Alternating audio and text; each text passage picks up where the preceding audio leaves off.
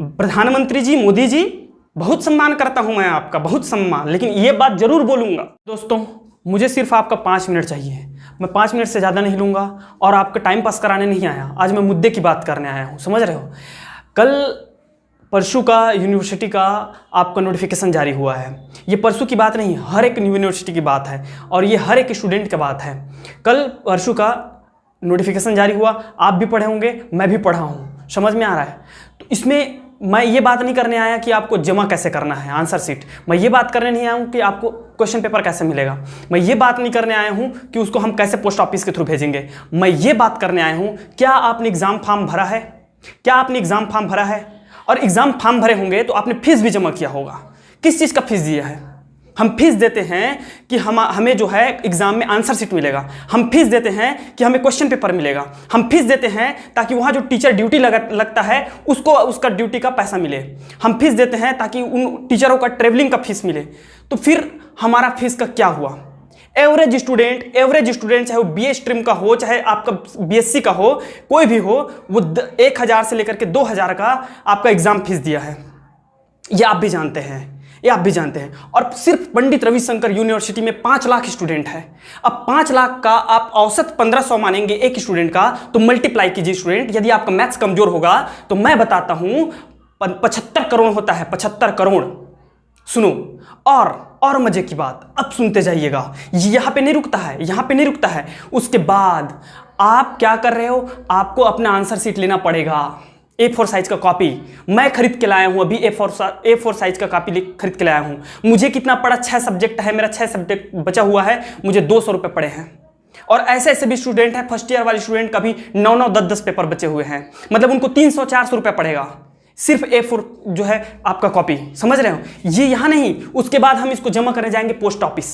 और post office में यदि आपको पोस्ट ऑफिस का नियम पता नहीं होगा तो मैं बताता हूं, पोस्ट ऑफिस में 0 से लेकर के 50 ग्राम के पोस्ट का आपको 40 रुपए देना पड़ता है, समझ में आ रहा है। और अप्रोक्सीमेट आपके अगर 6 पेपर भी हैं तो आपको 200 से 300 रुपया पोस्ट ऑफिस में देना पड़ेगा। मतलब हम अगर मिनिमम माने तो वहां भी हमको 500 रुपया पड़ जा रहा है। अब ये सोचो, ये आप एक स्टूडेंट की बात नहीं है जो 500 रुपया दोगे आप, ये हमारे 5 लाख स्टूडेंट की बात है जो सिर्फ रविशंकर यूनिवर्सिटी में है। सिर्फ रविशंकर यूनिवर्सिटी की बात कर रहा हूं, 5 लाख स्टूडेंट है, तो उनका मल्टीप्लाई करेंगे आप 500 के साथ तो ये 25 करोड़ बनता है स्टूडेंट, 25 करोड़। और ये कोई मामूली रकम नहीं है। और हाँ, जो आपका स्थगित हुआ ना, आंसर शीट स्थगित हुआ है, वो एक्चुअल में आंसर शीट स्थगित नहीं हुआ है। आंसर शीट जो बट रहा था वो स्थगित नहीं हुआ है, वो एक योजना के तहत हुआ है। अब कैसे? इतने बड़े बड़े प्रोफेसर हैं, इतने बड़े बड़े सेक्रेटरी हैं, क्या उनको टाइम टेबल बनाने नहीं आता? क्या उनको आंसर शीट वितरण करने नहीं आता? क्या उनको आंसर शीट वितरण करने नहीं आता है? आप देते हो, टाइम देते हो हमको 17 से 23 के बीच, 5 महीने से स्टूडेंट कॉलेज नहीं गए हैं, 5 महीने से कॉलेज स्टूडेंट नहीं गए हैं। आपका टाइमिंग रहता है 11 बजे से 3 बजे का। स्टूडेंट क्या करेंगे? 5 महीने से कॉलेज नहीं गए हैं, कॉलेज देखने जाते हैं, भीड़ देखने गए हैं, माहौल देखने गए हैं, अपने दोस्तों से मिलने गए हैं। भीड़ तो होगी ना साहेब, भीड़ तो होगी, पता है, और ये आपको पता था, लेकिन फिर भी भीड़ करवाया गया। और आपके पास बेहतरीन योजना हो सकती थी। आप ऐसा कर सकते थे, जो 11 बजे से 3 बजे का टाइम था उसे आप 9 बजे से 5 बजे करवा सकते थे। तो जब टाइम बड़ा हो जाता तो भीड़ कम हो जाती। हर कॉलेज में गेट होता है, हर एक कॉलेज में गेट होता है, और हर कॉलेज में कम से कम 3 से 4 चपरासी होते हैं, सेक्रेटरी गार्ड होते हैं। आप वॉलंटियर को लगा सकते थे गेट पे 2 वॉलंटियर लगाते, सभी स्टूडेंट को ग्रुप में 5-5 के 10-10 के आपका अल्टरनेट सोशल डिस्टेंसिंग का पालन करते हुए आप सैनिटाइजर करवा करके उनको वितरण करवा सकते थे। लेकिन ऐसा नहीं हुआ। आप ऐसा करा सकते थे, एक दिन आपको फर्स्ट ईयर को दिया जाएगा, दूसरे दिन सेकेंड ईयर को, तीसरे दिन फाइनल ईयर को दिया जाएगा। आप ऐसा करा सकते थे, बीए, बीकॉम, बीएससी करा सकते थे, लेकिन आपने ऐसा नहीं किया क्योंकि ये आपकी योजना थी। पहले से जानकारी था कि हमें तो पैसे लूटने हैं, बचाने हैं। ये सब आपकी योजना के तहत हुआ है। और जो आप बोल रहे हैं ना साहब, और इन सब का पैसा, अगर आप में शर्म नाम की चीज होगी तो इन सब का पैसा आप स्टूडेंट को, जो एग्जाम फॉर्म का पैसा आप वापस करेंगे। अब वो चाहे आपका ड्राफ्ट के जरिए से हो, चेक के जरिए से हो, या उनके अकाउंट में जैसे छात्रवृत्ति देते हैं उसके जरिए से हो। अभी हम अपना मार्कशीट लाने जाएंगे, उस टाइम भी आप दे सकते हो। तो ये अगर आप में शर्म होगी तो आप पैसा वापस करेंगे। ये कोई फालतू का पैसा नहीं है, हम गरीब स्टूडेंट हैं। यहाँ कितनों गरीब गरीब ऐसे ऐसे स्टूडेंट हैं जिनके घर में अभी मोबाइल नहीं है, जिनके पास, वो कैसे करेंगे, क्या करेंगे? और आपने तो कंपलसरी कर दिया, ऑनलाइन नहीं, उसको आपको पोस्ट ऑफिस के थ्रू ही भेजना है, पोस्ट ऑफिस के थ्रू ही भेजना है। तो कैसे भेजेंगे? ऊपर से लॉकडाउन लगा दिया। तो लॉकडाउन लगाया तो अभी आपका पुस्तक भंडार में जो है, पुस्तक दुकान में आपका भीड़ नहीं है क्या? जा करके देखिए, मैं खरीद के आ रहा हूँ, इतना भीड़ है, इतना भीड़ है, वहाँ आंसर शीट नहीं मिल रही है। आंसर शीट लेने के लिए आपको भीड़ लगाना पड़ रहा है, वहाँ पे कॉपी लेने के लिए भीड़ लगाना पड़ रहा है। अचानक से आप लॉकडाउन कर दिए हो। ये कोरोना वोरोना कुछ नहीं है, जो कोरोना का आप बहाना करके जो आप किए हो, ये सब चोचला है। कोरोना कुछ नहीं है, पता है? कोरोना होता ठीक है तो आपका जब गृह मंत्री को हो सकता है, होम मिनिस्टर को हो सकता है, जिसके पास Z+ की सिक्योरिटी है, ठीक है, जो हमारे फॉर्मर प्रेसिडेंट को हो सकता है, राष्ट्रपति को हो सकता है, अमिताभ बच्चन जैसे बड़े बड़े सेलिब्रिटी को हो सकता है, जो अपने बंगले के हर एक व्यक्ति को कई महीनों तक घर में बैठा के खिला सकता है। उसका हर व्यक्ति घर से बाहर जाने आने वाला हाथ से सैनिटाइजर नहीं करेगा, उसको नहला सकता है सैनिटाइजर से, सैनिटाइज कर सकता है उसको, हाथ को बस नहीं, पूरा आदमी को नहला सकता है। उसके पास इतना मास्क है कि वो मास्क का ढेर लगा सकता है, इतना बड़ा आदमी है। हम तो गरीब हैं, गरीब। मैं तो कसम से कहता हूं, मैं बोल रहा हूं, मैं आज तक एक सैनिटाइजर नहीं खरीदा अपने पैसे का। क्यों खरीदूंगा मैं? है ही नहीं कोरोना यार। अगर कोरोना होता तो हमारे और आपके जैसे गरीब व्यक्ति को क्यों नहीं होता?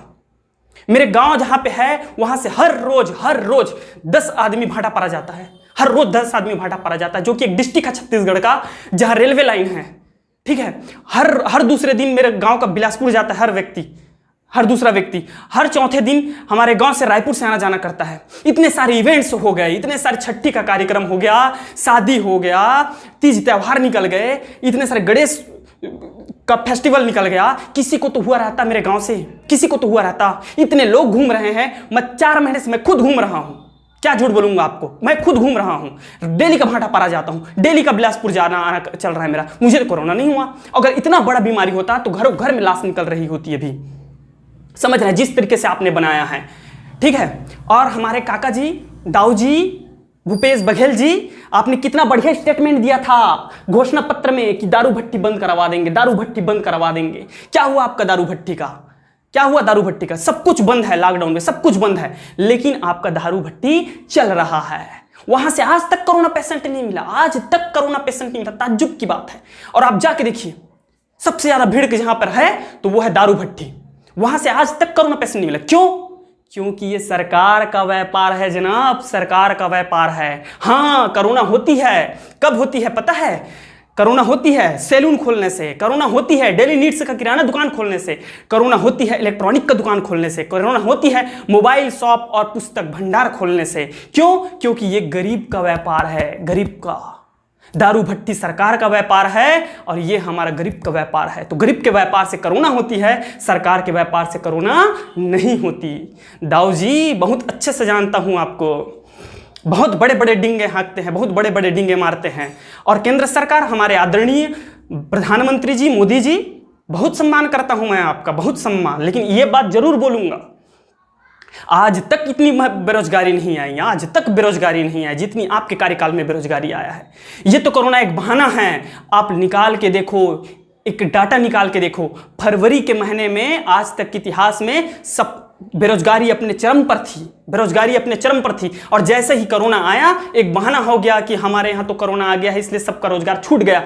रोजगार छूटा नहीं है सर, रोजगार नहीं छूटा है। ये तो सब आप लोग का चोचला चल रहा है। साला यहाँ आदमी भूखे मर रहा है और आप पूरा सबका जो है नौकरी छुड़वा कर बैठे हैं। सबसे ज्यादा आपको यकीन नहीं है स्टूडेंट और दोस्तों, तो आप 9 महीने पहले एक जो पोस्टमैन का आपका फॉर्म भरा गया था, याद कीजिए आप उस चीज को, 10% के बेस पे उसका सिलेक्शन हुआ था। पता है, मैं भी उसमें फॉर्म भरा था 10वीं बेस से। पता है उसका कटअप कितना गया है? पता है कटअप कितना गया है? ओबीसी का कटअप 95%।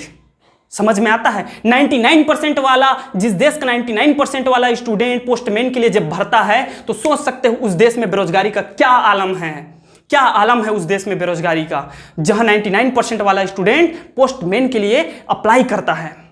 पता है मेरा दोस्त है 93% आया था, सुकमा, दंतेवाड़ा, जसपुर, कोरिया, कहां नहीं डाला था, 40 जगह अप्लाई किया था, लेकिन उसका कहीं पे नहीं हुआ। वेटिंग लिस्ट में है, 93% वेटिंग लिस्ट में था।